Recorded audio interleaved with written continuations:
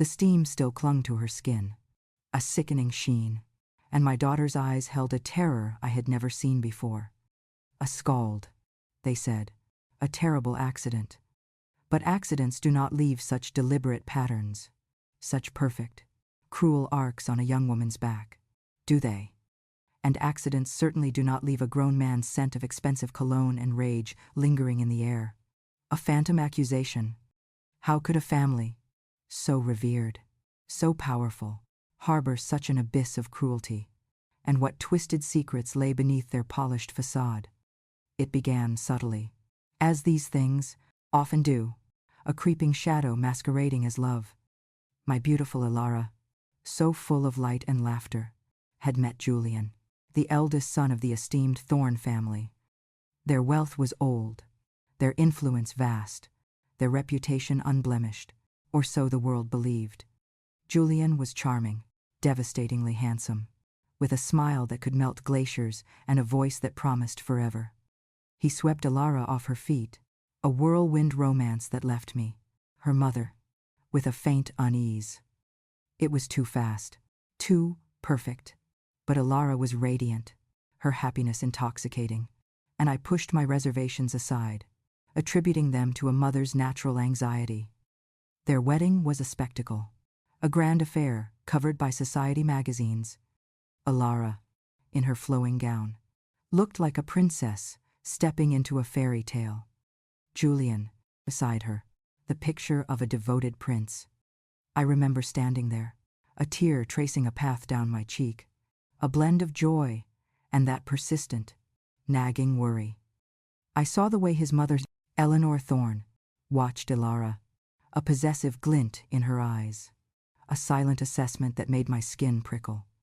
His father, Arthur, a stoic man of few words, offered a brief, firm handshake, his gaze unreadable. The first few months were idyllic, or so Elara claimed during our weekly phone calls. Her voice was always cheerful, her descriptions of their new life filled with luxurious details. But gradually, a subtle shift began. The calls became less frequent, her laughter a little less genuine, a forced lightness in her tone.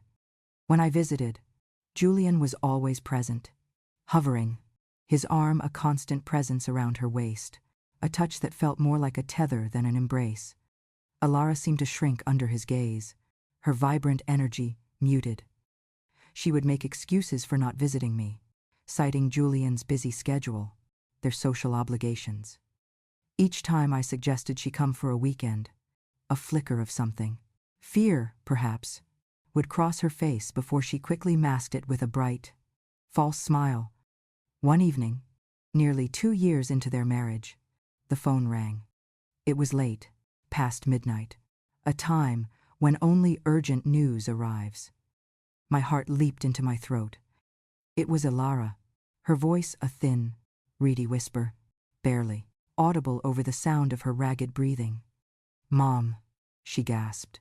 "Mom, I need you." The words were laced with a terror so raw, so profound. It chilled me to the bone. "What is it, darling? What's wrong?"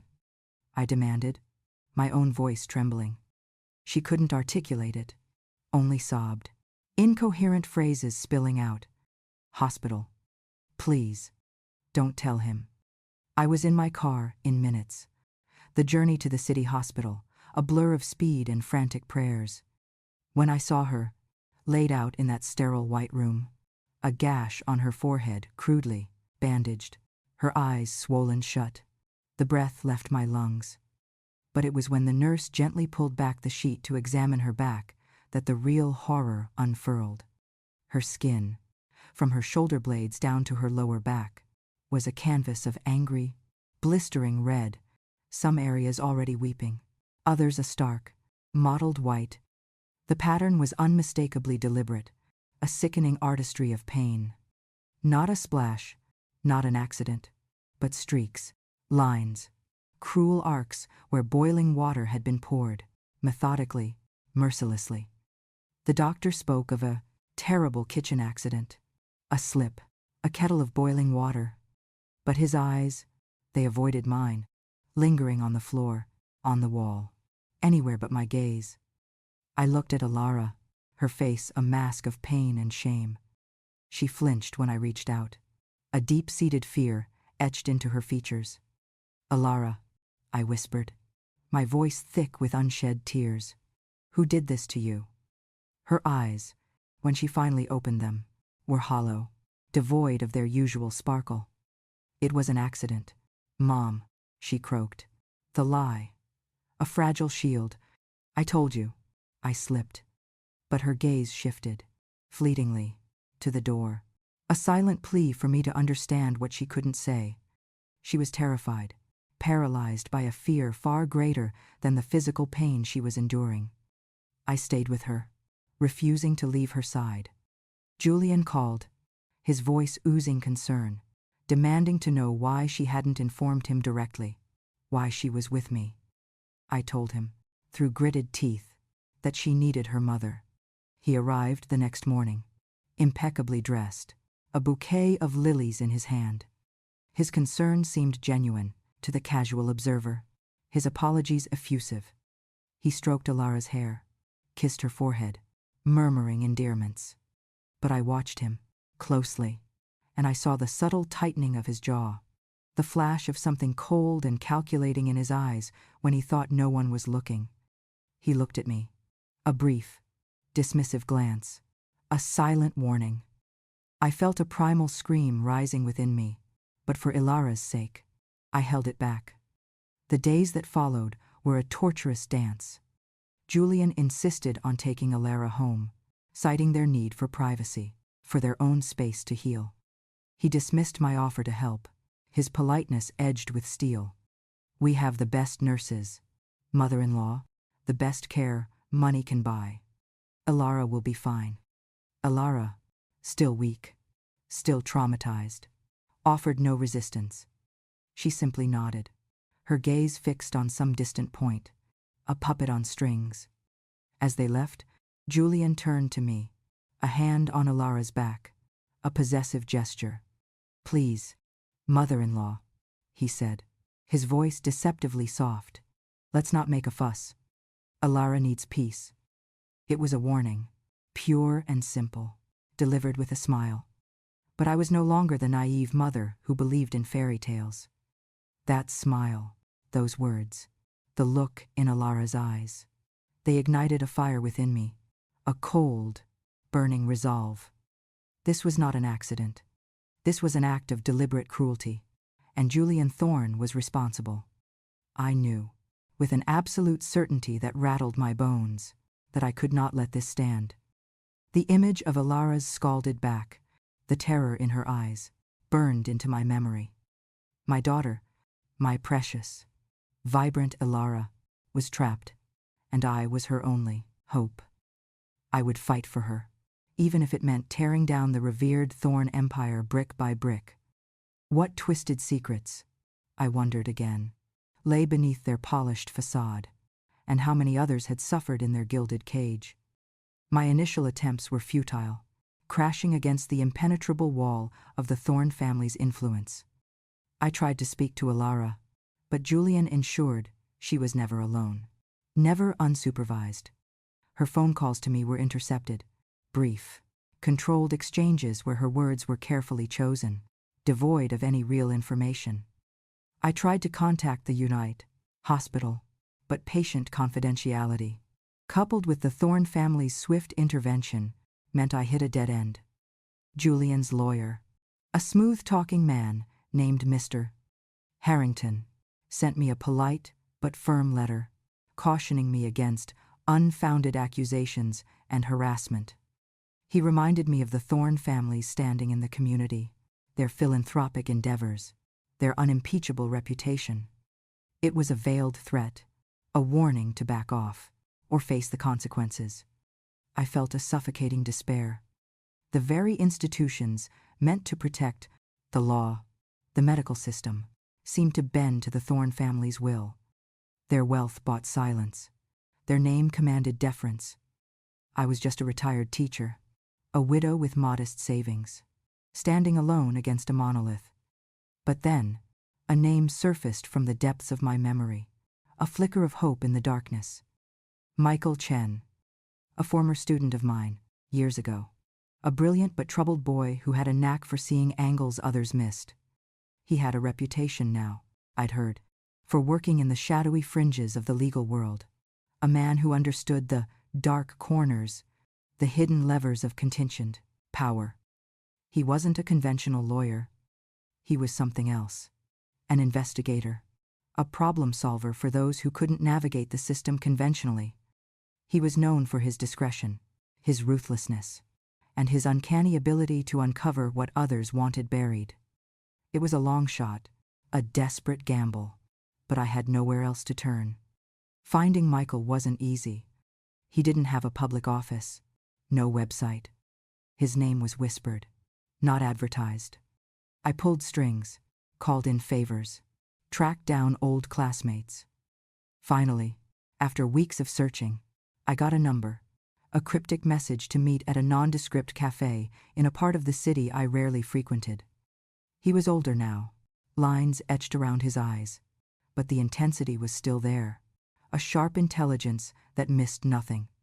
He listened patiently, his gaze unwavering, as I recounted Elara's story, the scalding, Julian's controlling behavior, the family's intimidation. He asked precise, piercing questions, not about my emotions, but about facts, timelines, subtle details I hadn't thought to connect. Mrs. Davies, he said, his voice a low rumble, after I had finished. This is a big fish. The Thornes have deep pockets and deeper connections. You're talking about tearing down a dynasty. I don't care about their dynasty, Michael, I retorted, my voice trembling with suppressed rage. I care about my daughter. She's being abused, and they're protecting him. I want justice. He nodded slowly, a thoughtful expression on his face. Justice is expensive, Mrs. Davies, and it often wears a different face than what's depicted in the movies. We can't go after him for the domestic violence directly. Not yet. Not without Elara's testimony, which she isn't ready to give. And even if she did, the Thornes would bury her under a mountain of legal maneuvers and character assassination. We need leverage. Something they can't simply brush away with money and influence. Something that exposes their Achilles heel. He laid out a strategy that made me uncomfortable, but offered a glimmer of hope. We go after his financial dealings. Men like Julian, born into wealth, often feel invincible. They cut corners. They think they're above the law. If he's capable of this kind of cruelty at home, I guarantee he's capable of it in his business dealings. We find his dirty money, his illegal transactions, his hidden assets. We expose him, not just as an abuser, but as a criminal. Once his financial empire begins to crumble, once the public eye turns its relentless glare on him, the Thorne family might just decide he's more of a liability than a son. It was a cold, calculated plan, devoid of the emotional justice my heart craved, but it was a path forward. I emptied my savings, mortgaged my small house. Every penny, every shred of my financial security went into Michael's hands. He assembled a small, discreet team, a network of former investigators, forensic accountants, and tech experts. They worked in the shadows, digging into Julian Thorne's labyrinthine business empire, scrutinizing every ledger, every investment, every offshore account. The weeks turned into months, a period of agonizing waiting and gnawing anxiety. I lived on edge, every phone call a potential breakthrough or a crushing disappointment. Then, one crisp autumn afternoon, Michael called. His voice held a note of triumph. We've got him. Mrs. Davies. Not just a little something, but a whole web. Money laundering, fraudulent shell corporations, tax evasion on a massive scale, illegal campaign contributions disguised as legitimate investments. He's been skimming millions, moving funds through a complex international network. And the worst part, for the Thornes, is that some of these transactions touch upon their family trusts, their legitimate businesses. He's dragged them into his mess. The revelation was both sickening and exhilarating. Julian, the golden boy, was a criminal, not just a brute.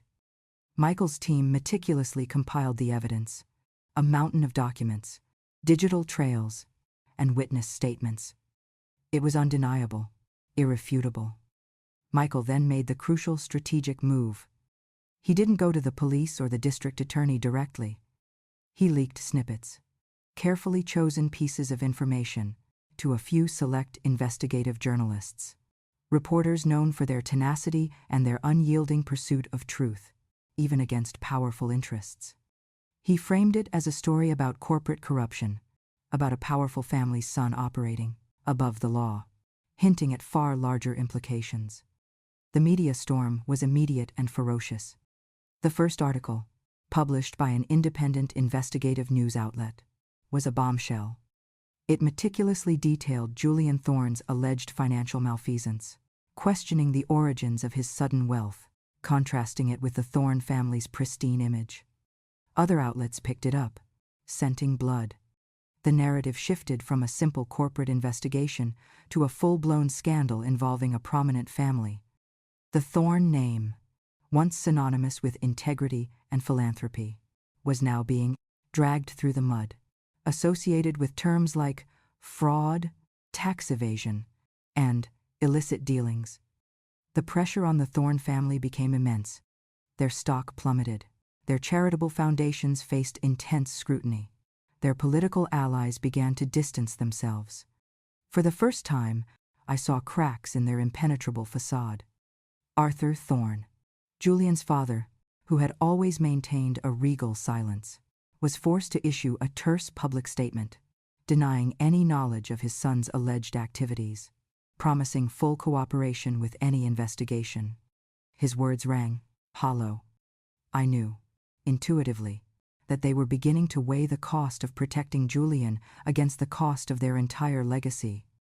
During this maelstrom, I quietly reached out to Elara again.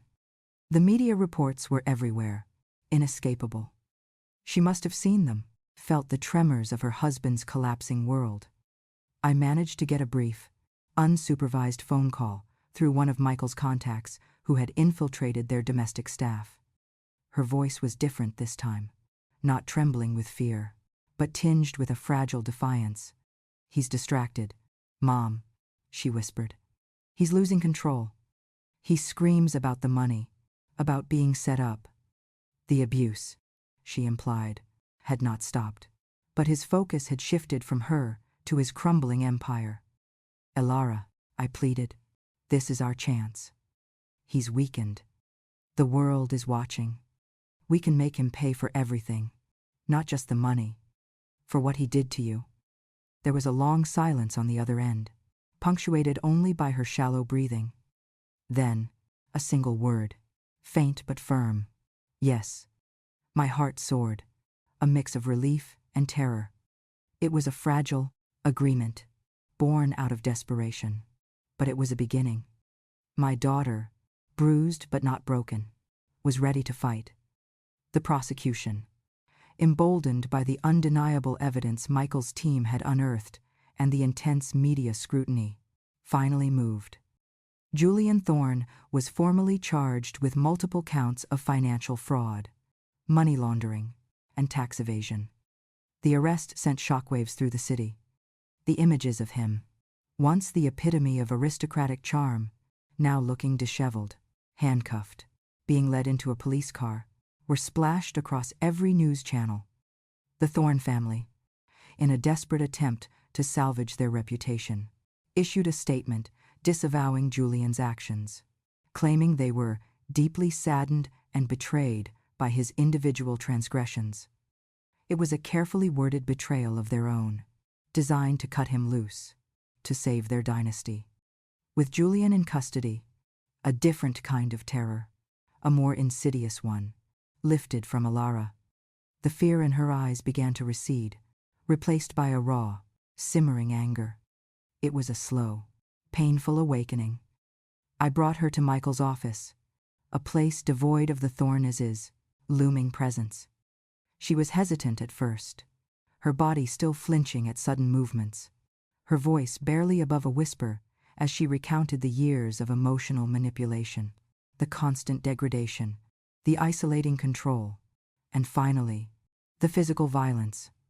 The scalding incident was not an isolated event. It was the culmination of escalating brutality. He had used his power, his family's influence, to systematically break her spirit. As she spoke, Michael's team, with the help of a compassionate female detective, carefully documented every detail. They collected medical records, not just from the hospital that night, but from earlier visits for accidental falls or kitchen mishaps that now took on a sinister new meaning. We found former domestic staff, maids and gardeners, who had witnessed Julian's outbursts, his cruel words, his demeaning treatment of Elara, and their fear of the Thorne family had kept them silent, with the media's relentless gaze ensuring no stone was left unturned. These reluctant witnesses slowly came forward. One former housekeeper, a kind woman named Maria, tearfully described seeing Elara with bruises, her spirit slowly extinguishing. She had wanted to help, but her family's livelihood depended on the Thornes' continued employment, a common tale of suppressed truth. Elara's courage grew with each passing day. She wasn't just testifying for herself. She was speaking for every woman silenced by fear and power. She went to the prosecutor's office, her voice gaining strength, detailing the abuse, painting a vivid, horrifying picture of Julian Thorne behind the gilded facade. The prosecutor, a formidable woman named Ms. Albright, listened with grim determination. She saw the potential for a landmark case, one that would not only bring down a powerful abuser but also send a clear message to other perpetrators hiding behind wealth and influence. The domestic violence charges were added to the financial ones, creating an undeniable mountain of evidence against him. The trial was a media circus. Every day, the courtroom was packed, reporters jostling for space, cameras flashing outside. Julian Thorne sat stoically, his face a mask of indignation, his expensive lawyers doing their best to paint Elara as unstable, a vengeful woman out for money and spite. They tried to discredit the financial evidence, claiming it was a politically motivated attack. But the evidence, carefully compiled by Michael's team and presented by Ms. Albright, was overwhelming. The forensic accountants laid bare Julian's fraudulent schemes. The investigators presented undeniable proof of his illegal activities. Then came Elara's testimony. She walked to the stand, her head held high, looking Julian squarely in the eye. Her voice, though still tinged with the echoes of trauma, was clear, strong, and unwavering. She recounted the scalding, not as an accident, but as a deliberate act of cruelty after she had dared to question his fidelity. She described the emotional torment, the isolating tactics, the subtle threats. She spoke of the night of the scalding, how he had poured the boiling water slowly, methodically, his face a mask of cold fury, while she screamed, not just from the pain, but from the realization that the man she had married was a monster. Her words, raw and honest, shattered the carefully constructed image of Julian Thorne, the benevolent scion. Her pain was palpable, her courage inspiring. The courtroom, usually a place of detached, legal arguments, was filled with a collective gasp, a ripple of shock and horror. Even some of the Thorne family members, who had attended the proceedings out of obligation, shifted uncomfortably in their seats, their faces pale. Julian, for the first time, showed a flicker of something beyond arrogance, a twitch in his eye, a tightening of his hands. He knew he was caught. The jury, after days of deliberation, returned a verdict of guilty on all counts, both for the financial crimes and the heinous act of domestic violence. The courtroom erupted in a wave of gasps and relieved sighs. Julian Thorne, once untouchable, was convicted. The judge, in delivering the sentence, spoke of the severity of his crimes, the abuse of power, the violation of trust, and the profound trauma he had inflicted. He was sentenced to a lengthy term in federal prison, a heavy sentence that reflected the gravity of both his financial deceit and his brutal cruelty. His family, once so proud, left the courtroom in stunned silence, their carefully cultivated image irrevocably shattered. The immediate aftermath was a strange blend of relief and emptiness. Elara, though still bearing the physical scars, it felt a profound lightness, a freedom she hadn't known in years. The temporary custody of her young daughter, Lily, who had been living with Julian's parents during the trial, was granted to Elara. Seeing Lily, her sweet, innocent face, after so much darkness, was a balm to Elara's wounded soul. Lily, who had been too young to fully comprehend the depth of the tragedy, now had a chance to grow up in safety, far from her father's toxic influence. But the Thorne's influence, though diminished, was not entirely extinguished. Julian's powerful relatives, those who still clung to his side, saw his conviction as a personal affront, a stain on their name. They couldn't touch Elara legally, but their anger festered. I started receiving anonymous threats, veiled warnings, my tires slashed, my mailbox vandalized. It was clear they intended to make our lives miserable, to ensure we never truly felt safe. Michael Chen, ever vigilant, and sensed the danger. They won't forget this. Mrs. Davies, he warned, his face grim. They'll try to exact their revenge, in any way they can. They've lost their son, their reputation, their power. They're like cornered animals. He urged me to take precautions, to learn to protect myself and Elara. He introduced me to a former Special Forces operative, a quiet, formidable woman named Anya, who ran a discreet self-defense academy. I was a grandmother, not a warrior, but the thought of Elara and Lily being subjected to further harm ignited a fierce, protective instinct within me. I signed up for Anya's program. It was grueling, far beyond anything I had ever imagined. I learned hand-to-hand combat, how to assess threats, how to disarm an attacker. I also, to my own surprise, learned how to handle a firearm. Anya emphasized that it wasn't about aggression, but about absolute self-preservation, about creating distance, about stopping a threat when all other options failed. I spent months, relentlessly, pushing my aging body, sharpening my reflexes, honing my instincts. I became proficient, not a master, but capable, a silent sentinel ready to defend my family. The confrontation came, as Michael had predicted. It was a cold, starless night, several months after Julian's sentencing. I was home alone, Elara and Lily visiting a friend, a rare moment of peace. The sound of splintering wood from the back door jolted me awake. My heart pounded, a frantic drum in my chest, but my training kicked in. I moved silently, my hand automatically going to the pistol I kept securely hidden, loaded, and ready. Two figures, large and menacing, crashed through the door, their faces obscured by ski masks. They moved with a practiced ease, clearly not amateur thugs. These were professionals, sent to send a message, perhaps worse. "Where is she?" one growled, his voice distorted, as he swept a flashlight across the living room. I stood in the shadows, my hand steady, my breath calm. "She's not here," I said, my voice surprisingly firm. "And you're in the wrong house." They hesitated, clearly surprised to find an old woman standing her ground. As one moved towards me, a heavy object clutched in his hand. I raised the pistol. "Stop right there," I commanded, my voice resonating with an authority I hadn't known I possessed. He paused, a momentary flicker of uncertainty in his eyes. It was enough.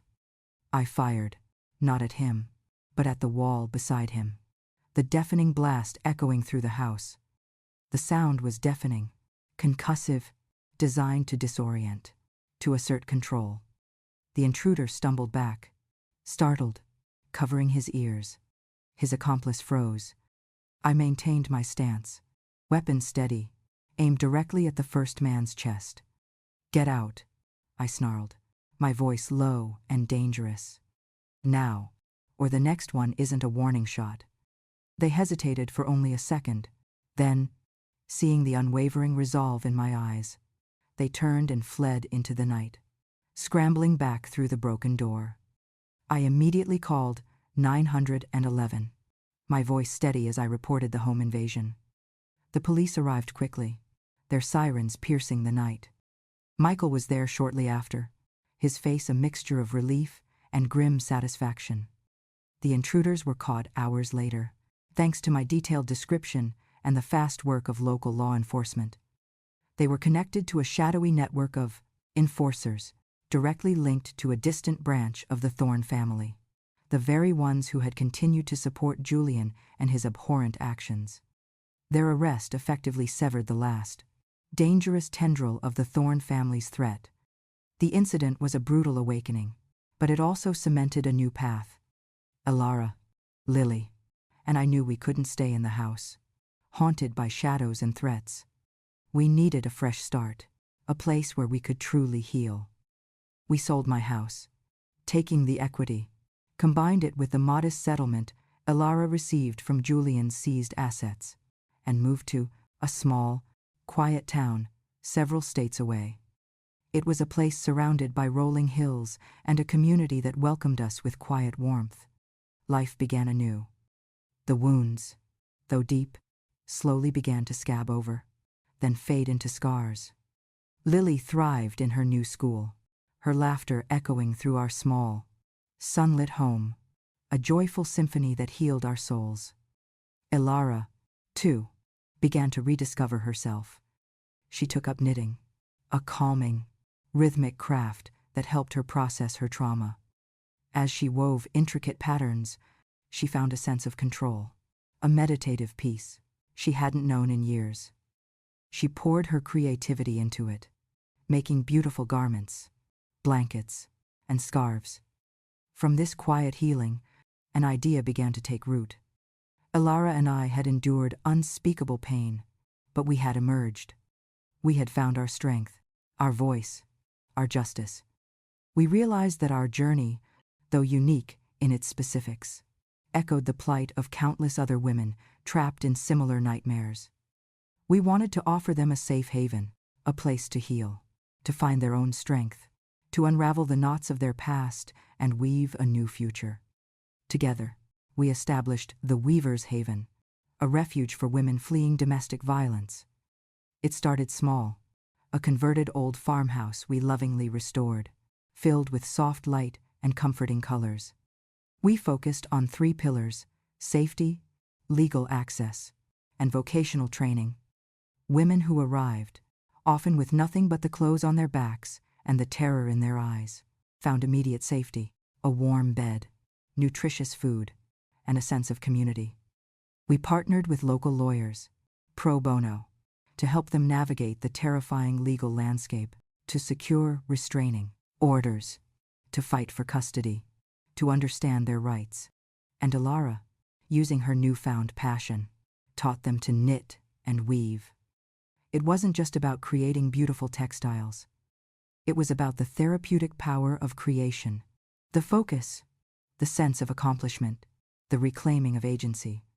It gave them a skill, a way to earn a living, to build financial independence, a critical step in breaking the cycle of abuse. We saw women arrive broken, silent, their spirits crushed, and leave with their heads held high, a fire reignited in their eyes, a new purpose in their hearts. The haven became a beacon of hope, a testament to resilience, a place where the threads of broken lives were rewoven into tapestries of strength and self-sufficiency. Years passed. The haven grew, expanding its reach, helping more and more women. Our lives were filled with purpose, with the quiet joy of making a difference. Then, one day, a letter arrived, bearing the official seal of the state penitentiary. Julian Thorne had died in prison, succumbing to an aggressive illness. The news was met with a strange mix of emotions. There was no triumph, no celebration, only a profound sense of closure. The last vestiges of fear, the lingering shadow he cast, finally dissipated. He could no longer hurt anyone. He was truly gone. Elara and I, we sat together, holding hands, our eyes filled with a shared history. We chose not to dwell on the hatred, not to let his memory poison the peace we had fought so hard to build. We chose to release the anger, to forgive, not for him, but for ourselves, for our own healing. The haven, our haven, was our true legacy, our way of transforming immense pain into powerful purpose. We understood then that justice was not just a verdict in a courtroom, not just a prison sentence. It was the solidarity we found in each other, the unwavering strength of a mother's love, the incredible human capacity to turn profound sorrow into a force for good, to break the chains of violence, and to empower others to weave their own vibrant, peaceful futures. Our journey had been long, arduous, and fraught with peril, but we had emerged, not unscathed, but stronger, wiser, and forever committed to shining a light in the darkest corners.